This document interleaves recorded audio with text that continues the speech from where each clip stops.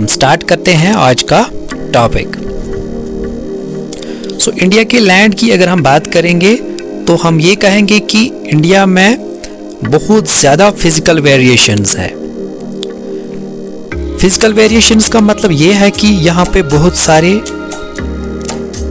Physiographic features देखने को मिलते हैं, जैसे कि प्लेट्यूज है, डीप गॉर्जेस है, प्लेन्स है, वैलीज है, डेजर्ट्स है, माउंटेन्स है।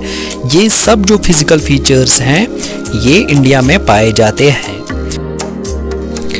इंडिया के साउदर्न पार्ट की अगर हम बात करेंगे, जिसको हम पेनिनसुलर प्लेट्यू भी कहते हैं, वो सबसे पुराना और सबसे स्टेबल लैंड मास माना जाता है पूरे वर्ल्ड में। जो हमारे हिमालयाज हैं या जो हमारे नॉर्दर्न प्लेन्स हैं वो जियोलॉजिकली रिसेंट लैंडमार्क्स माने जाते हैं, यानी कि उनकी एज बहुत कम है as compare to the peninsular plateau. और हिमालय माउंटेन्स जो हैं वो एक अनस्टेबल जोन है।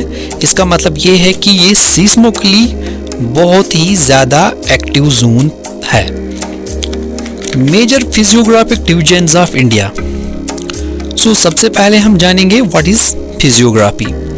तो इन शॉर्ट हम ये कहेंगे कि physiography is actually the study of physical features of the earth's surface. जो इंडिया के फिजिकल फीचर्स हैं उनको हमने कुछ फिजिकल डिविजन्स में डिवाइड किया है, जैसे कि हिमालयन माउंटेन्स है, the northern plains, the peninsular plateau, the Indian desert, the coastal plains and the islands. तो सबसे पहले हम बात करेंगे हिमालयन माउंटेन्स की। इंडिया का जो लैंड मास आज हम देखते हैं, एक्चुअल में ये ऐसा नहीं था।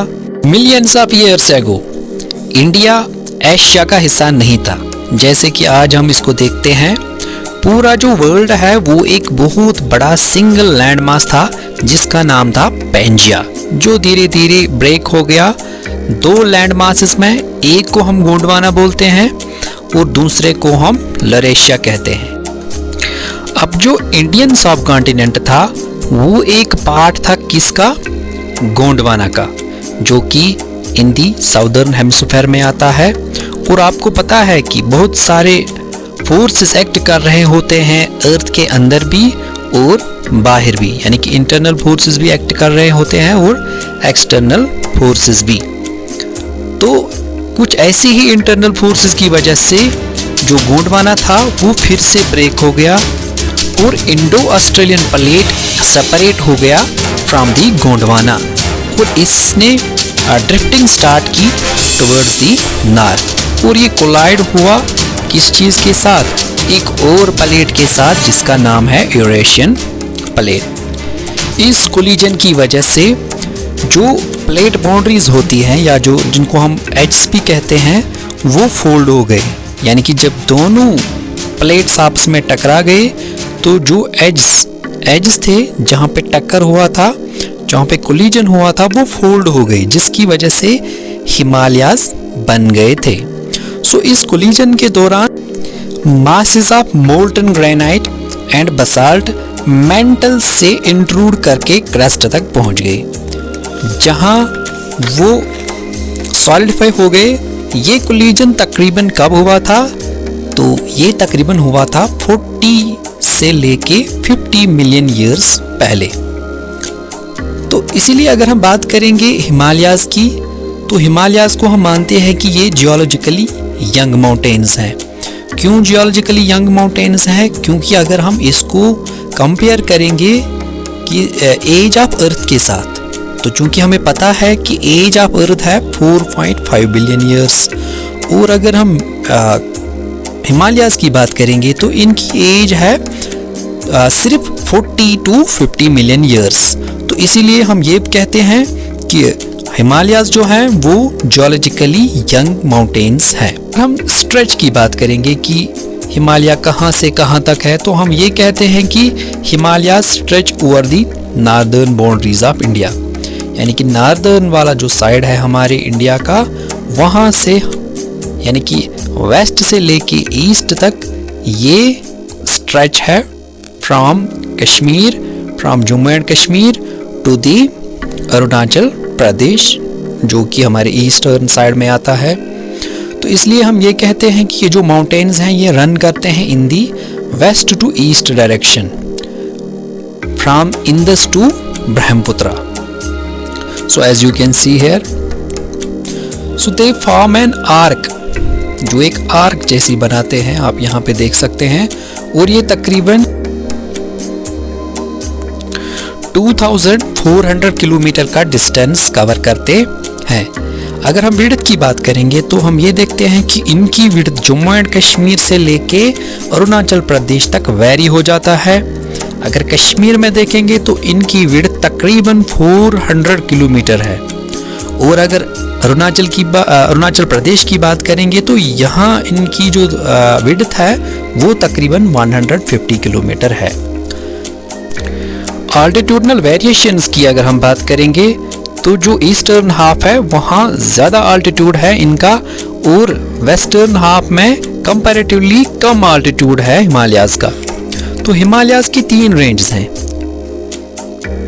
अगर हम बात करेंगे नॉर्थ से लेके साउथ तक, यानी कि नॉर्थ साउथ डायरेक्शन की अगर हम बात करेंगे तो हिमालयाज़ के 3 हिस्से होते हैं, 3 रेंज होते हैं, पैरेलल रेंज होते हैं। तो सबसे पहला या सबसे जो नॉर्दर्न वाला हिस्सा होता है उसको हम क्या बोलते हैं, उसको हम ग्रेट हिमालयाज़ भी कहते हैं, इनर हिमालयाज़ भी और हिमाद्री भी इसको कहा जाता है। ये एक कंटिन्यूअस रेंज है जिसमें लोफ्लिएस्ट पीक्स पाए जाते हैं जिनकी हाइट तकरीबन 600 मीटर है। हिमालयाज़ के जो प्रोमिनेंट पीक्स हैं वो इसी रेंज में पाए जाते हैं। जो हिमालयाज़ के फोल्ड्स हैं वो एसिमेट्रिकल इन नेचर हैं, यानी कि अगर हम बात करेंगे एसिमेट्रिकल फोल्ड्स की, तो एसिमेट्रिकल फोल्ड्स हम उन फोल्ड्स को कहते हैं जिनका एक्सियल प्लेन वर्टिकल नहीं होता है, जिनका एक्सियल प्लेन इंक्लाइनेड होता है।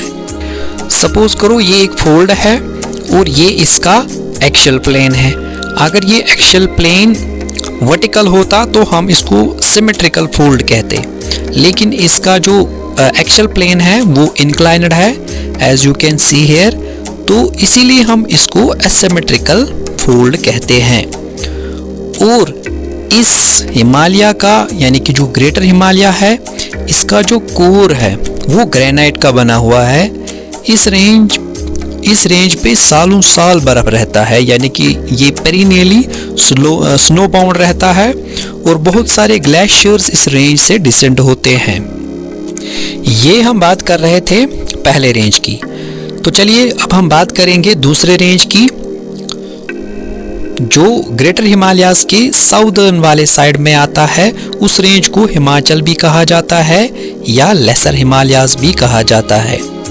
इसके आल्टीट्यूड की अगर हम बात करेंगे तो हम ये देखते हैं कि इसका आल्टीट्यूड वेरी होता है बिटवीन 3700 मीटर टू 4500 मीटर। और इनकी एवरेज विड्थ की अगर हम बात करेंगे तो वो है तकरीबन 50 किलोमीटर का। तो इसी रेंज में जो पीर पंजाल रेंज है वो भी इसी रेंज में आता है, जो कि एक इम्पॉर्टेंट एंड लॉन्गेस्ट रेंज है लेसर हिमालयाज़ का, वो भी इसी रेंज में आता है। कुछ और अहम जो रेंज हैं जैसे दौलतदार रेंज है या महाभारता रेंज है, वो भी इसी रेंज में आते हैं। या हमारी जो कश्मीर वैली है, ये कश्मीर वैली भी इसी रेंज में आती है।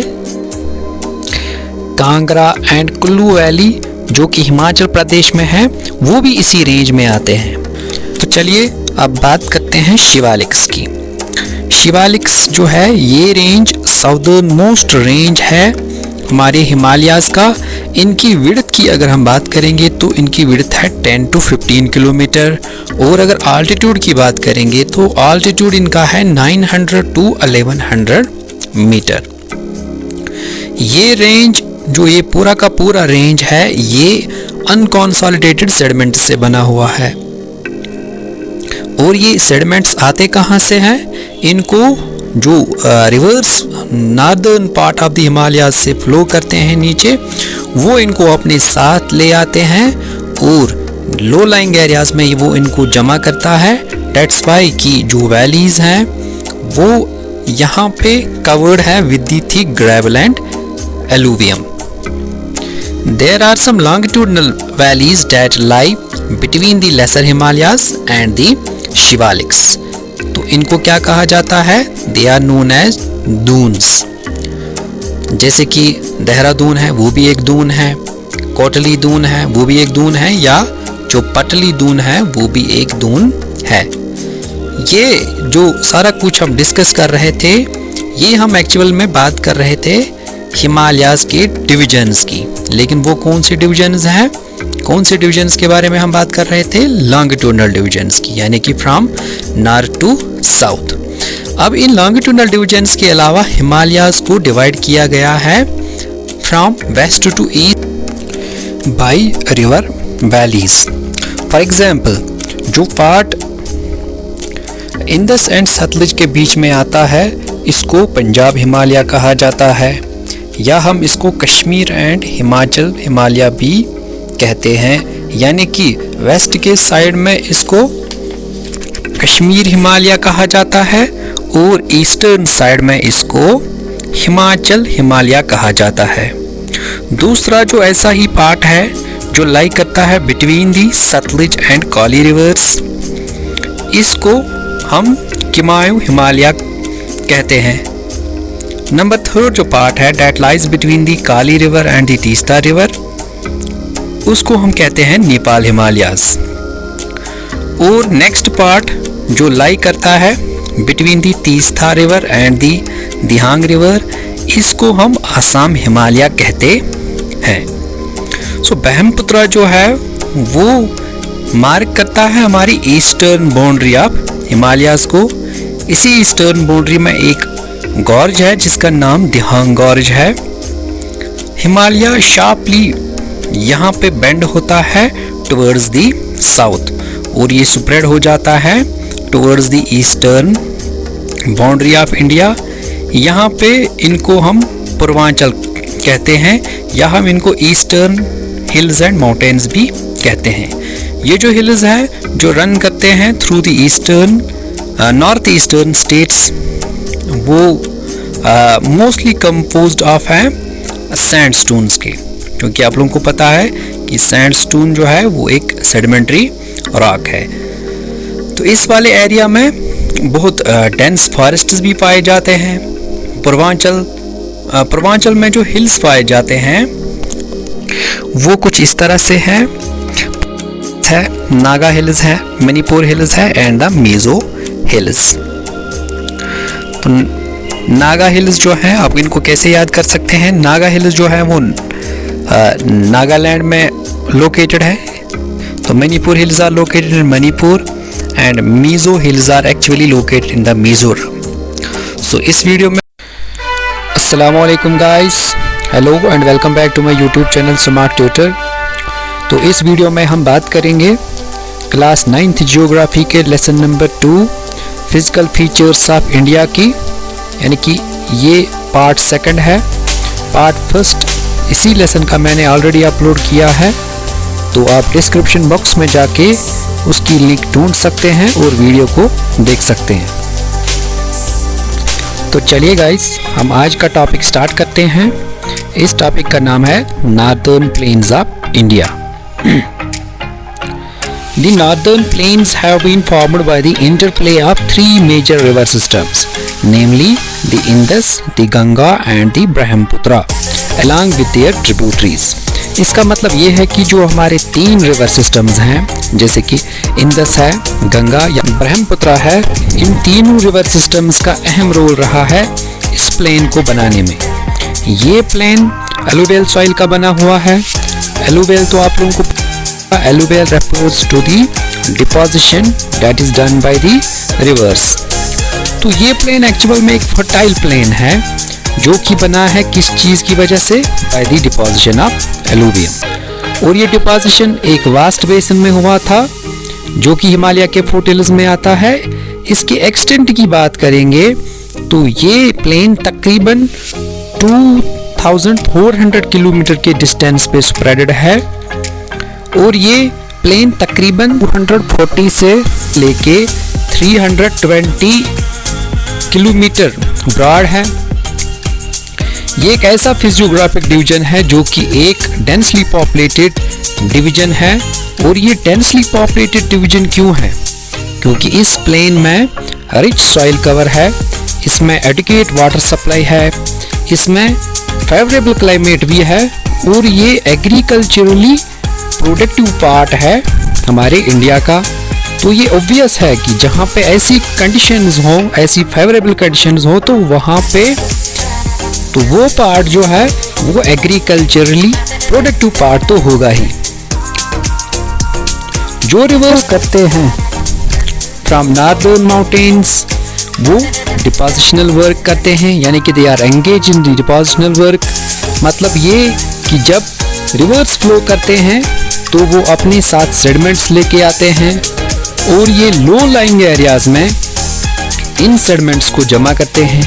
यानी कि रिवर्स जब माउंटेन से नीचे आते हैं प्लेन एरियाज में, या जिनको हम लोअर कोर्स भी कहते हैं रिवर्स का, यहाँ पे जेंटल स्लोप होता है इनका। अब यहाँ ये होता है कि यहाँ पे उनकी वेलोसिटी डिक्रीज होती है, जिसकी वजह से यहाँ पे रिवरीन आइलैंड्स बनते हैं। Now what is a riverine island? Riverine islands are those islands which are surrounded by river water. तो ये ऐसी आइलैंड्स होते हैं जिनको रिवर वाटर सराउंड करता है, that we call as the riverine islands. इसकी एक एग्जाम्पल ये है कि जो माजुली आइलैंड है, जो कि एक मशहूर रिवरीन आइलैंड है आसाम स्टेट का, ये एक गुड एग्जाम्पल है रिवरीन आइलैंड का। जब प्लेन एरियाज में रिवर्स फ्लो करते हैं तो यहाँ पे उनकी वेलोसिटी बहुत कम होती है, मैंने पहले ही कहा है, और ये यहाँ पे डिपोजिशनल वर्क भी करते हैं। डिपॉजिशन का मतलब ये होता है कि यहाँ पे सिल्ट की डिपॉजिशन होती है, प्लेन एरियाज में सिल्ट की डिपॉजिशन होती है। अब जब रिवर्स फ्लो करते हैं इस सिल्ट में, इस प्लेन एरियाज में, तो ये जो रिवर्स होते हैं ये स्प्लिट हो जाते हैं into numerous channels due to the deposition of silt, और चैनल्स को डिस्ट्रीब्यूटरीज कहा जाता है। हमारे पास दो ऐसे टर्म्स है, एक होता है ट्रिब्यूटरी। ट्रिब्यूटरी का मतलब ये होता है कि कुछ छोटे छोटे चैनल्स होते हैं और इन चैनल्स का जो पानी है वो लास्ट में कहाँ जाता है, वो लास्ट में एक मेन रिवर में जाता है। तो उन छोटे चैनल्स को हम ट्रिब्यूटरीज कहते हैं। अब मान लीजिए कि अगर हमारे पास एक रिवर है और उस रिवर से सप्लाई होता है पानी इनटू वेरियस चैनल्स, उन चैनल्स को हम डिस्ट्रीब्यूटरीज कहते हैं। यानी कि जब रिवर, एक मेन रिवर जब पानी डिस्ट्रीब्यूट करेगा इनटू वेरियस चैनल्स, उन्हीं चैनल्स को हम डिस्ट्रीब्यूटरीज कहते हैं। आई होप कि आप लोगों को ये समझ आ गया होगा कि what is the difference between tributary and A distributary. Northern plains को हम डिवाइड करते हैं, यानी कि हम ब्रॉडली डिवाइड करते हैं इनको थ्री सेक्शंस में। जो हमारा वेस्टर्न पार्ट है इस प्लेन का, उसको हम पंजाब हिमालयास कहते हैं, जो कि इंदस और इसकी ट्रिब्यूटरी से बना है, और इसका लार्ज पार्ट जो है वो लाई करता है पाकिस्तान में। और जो रिवर इंदस के ट्रिब्यूटरीज हैं जैसे कि झेलम है, चिनाब है, रवि, ब्यास या सतलज है, ये सारे जो ट्रिब्यूटरीज हैं ये ऑरिजिनेट होते हैं कहाँ से? इन दी हिमालयास। ये सारे ट्रिब्यूटरीज ऑरिजिनेट होते हैं हिमालयास से। ये सेक्शन जो है नॉर्दर्न प्लेन्स का, ये डोमिनेटेड है by the doabs. Now what is a doab? ये आप मुझे कमेंट बॉक्स में बोलेंगे कि डोआब क्या होता है, व्हाट इज ए डोआब। अब बात करते हैं दूसरे सेक्शन की। इस सेक्शन को हम गंगा प्लेन कहते हैं, that extends between the Ghaggar and the Teesta river.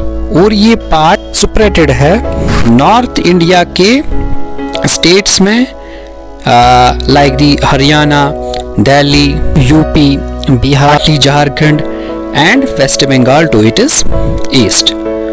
और जो ब्रह्मपुत्र प्लेन है वो लाई करता है आसाम में।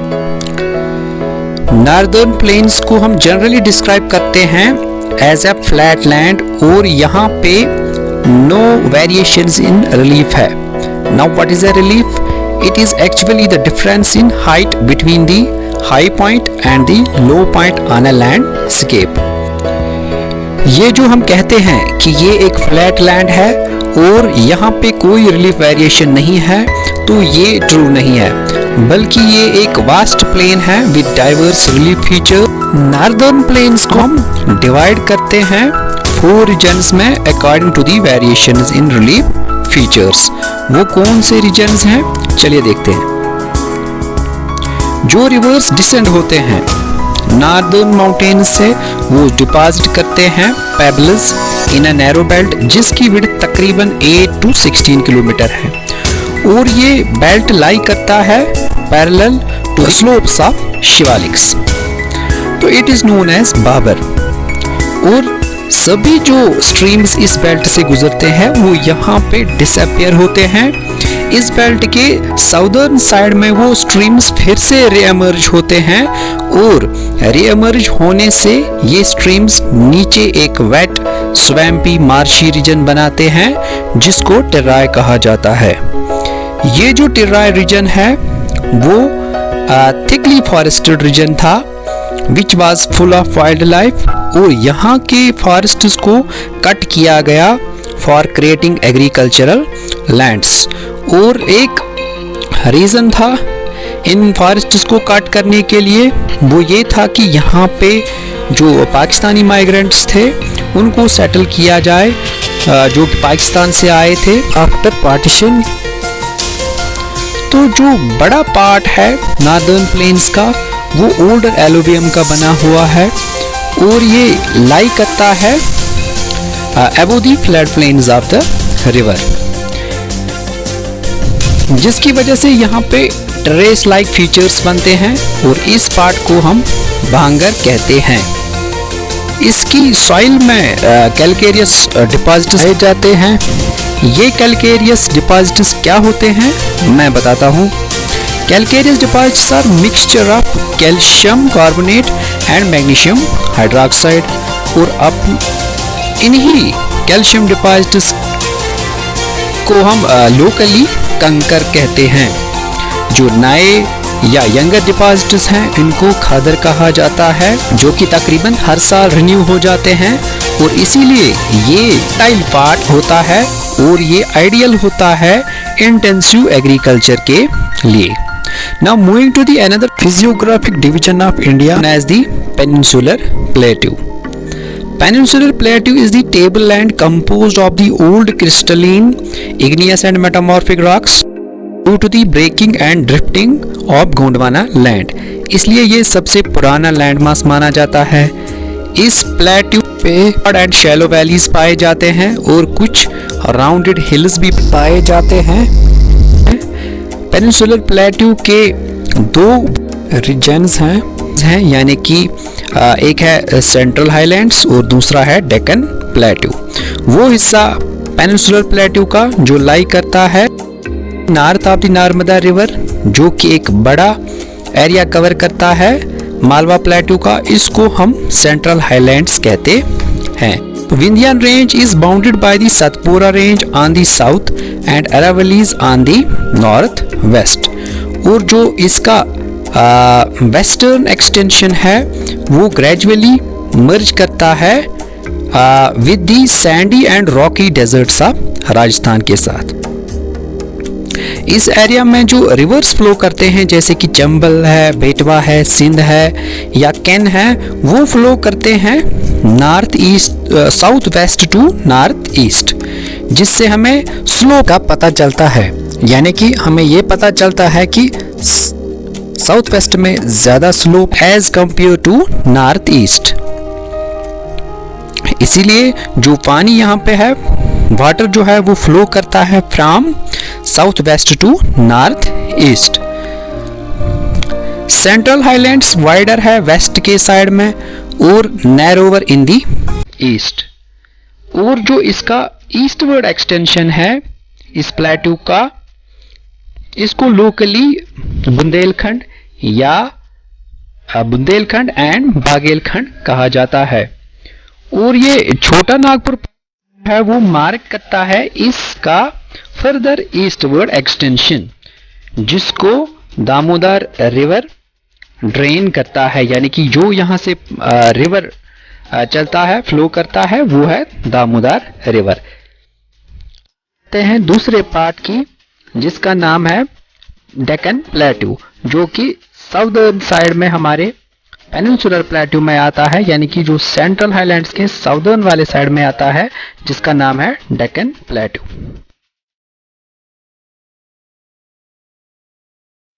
Deccan Plateau is a triangular landmass that lies to the south of the river Narmada. Deccan Plateau के नॉर्थ साइड में सतपुरा रेंज है और ईस्ट के साइड में दी कैमूर हिल्स है, माइकाल रेंज है या महादेव रेंज जो है वो आता है। तो डेक्कन प्लेट्यू का हायर स्लोप है वेस्ट के साइड में और ईस्ट के साइड में इसका स्लोप कम है। इस प्लेट्यू पे 3 प्रोमिनेंट हिल रेंज पाए जाते हैं फ्रॉम वेस्ट टू ईस्ट, वो है द गारू, द खासी एंड द जियानशिया हिल्स। इस प्लेट्यू के जो वेस्टर्न एजेस हैं वहां वेस्टर्न घाट्स हैं और ईस्टर्न जो एज है उसका वहां पे ईस्टर्न घाट्स लोकेटेड है। जो वेस्टर्न घाट्स हैं वो लाई करते हैं parallel to the western coast, और ये जो घाट्स हैं वो कंटिन्यूअस रेंज है और इनको क्रॉस किया जा सकता है only through passes. Western Ghats की एलिवेशन ज्यादा है as compare to the Eastern Ghats. इनकी एवरेज एलिवेशन की अगर हम बात करेंगे तो इनकी एवरेज एलिवेशन है 900 से लेके 1600 मीटर तक, और ईस्टर्न घाट्स की ओनली 600 मीटर एलिवेशन है।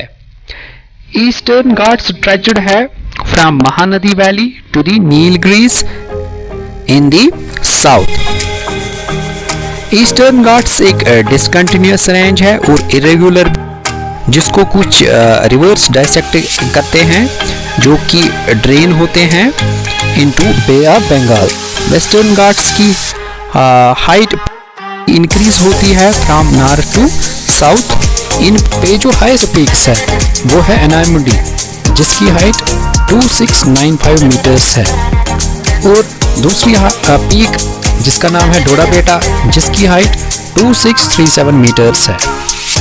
ईस्टर्न घाट्स पे हाईएस्ट पीक्स महेंद्रगिरी है, जिसकी हाइट 1501 मीटर्स है। एक डिस्टिंक्टिव फीचर जो पेनिनसुलर प्लेट्यू का है वो है ब्लैक सॉइल, जिसको डेक्कन ट्रैप्स कहा जाता है। और ये डेक्कन ट्रैप्स वोल्केनिक इन ऑरिजिन है, इसलिए ये इग्नियस रॉक्स है, और यही जो रॉक्स है ये डिनूड होके ब्लैक सॉइल फॉर्म करते हैं। और आप लोगों को ये भी बताना है कमेंट बॉक्स में कि ब्लैक सॉइल जो है वो किस क्रॉप के लिए सूटेबल है।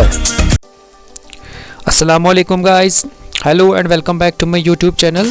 सो इस वीडियो में हम बात करेंगे class 9th geography lesson number 2 physical features of India part 3 के बारे में। तो पार्ट 1 और 2 मैंने ऑलरेडी अपलोड किया है, उसकी लिंक आपको डिस्क्रिप्शन बॉक्स में मिलेगी। तो चलिए गाइस वीडियो को स्टार्ट करते हैं with the Indian desert. Indian desert lies towards the western margins of the Aravali hills, यानी कि जो अरावली हिल्स है उनके वेस्टर्न मार्जिन्स पे हमारा इंडियन डेजर्ट लाई करता है। ये एक अंडुलेटिंग सैंडी प्लेन है जो कवर किया गया है with the sand dunes. Undulating का मतलब ये है कि जैसे एक वेव का स्ट्रक्चर होता है, यानी कि वेव लाइक मोशन।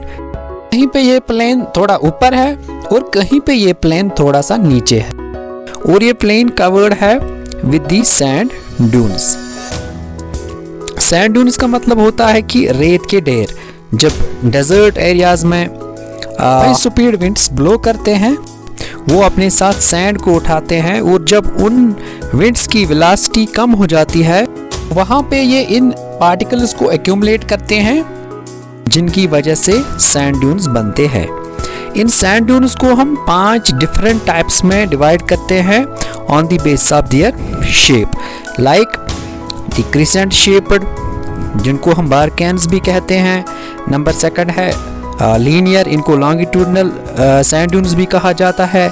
इसी तरह है स्टार, डूम शेप, और नंबर लास्ट है पैराबोलिक, जिसको हम ब्लो आउट भी कहते हैं। इस प्लेन में बहुत कम बारिश पड़ती है। एक ईयर में यहाँ पे 150 mm यानी कि बिलो 150 mm की प्रेसिपिटेशन यहाँ पे होती है। यहाँ पे जो क्लाइमेट है वो एरिड क्लाइमेट है। एरिड क्लाइमेट का मतलब ये होता है कि एक ऐसा टाइप ऑफ क्लाइमेट जिसमें इवापोरेशन ज़्यादा होती है और प्रेसिपिटेशन कम होती है। या हम ये भी कह सकते हैं कि जहाँ पे बहुत ज़्यादा वाटर स्कैर्सिटी होती है और इन एरियाज में बहुत कम वेजिटेशन कवर भी होता है। इस डेजर्ट में छोटी छोटी स्ट्रीम्स होती हैं सून आफ्टर द रेनफॉल, लेकिन ये स्ट्रीम्स बहुत जल्दी डिसअपीयर हो जाती है क्योंकि इनमें पानी बहुत कम होता है। इस रीजन में खाली एक ही रिवर फ्लो करता है, उसका नाम है लूनी रिवर। ये आप सब लोगों को पता होगा आई थिंक। तो बारकेन्स या जो हम इनको क्रिसेंट शेप ड्यून्स भी कहते हैं, ये कवर करते हैं लार्ज एरियाज इस प्लेन के, लेकिन जो लॉन्गिट्यूडनल ड्यून्स हैं वो ज़्यादा प्रोमिनेंट हो जाते हैं नियर द इंडो पाक boundary. Now let's talk about the coastal planes. पिछले वीडियो में हमने बात की थी पेनिनसुलर प्लेट्यू की।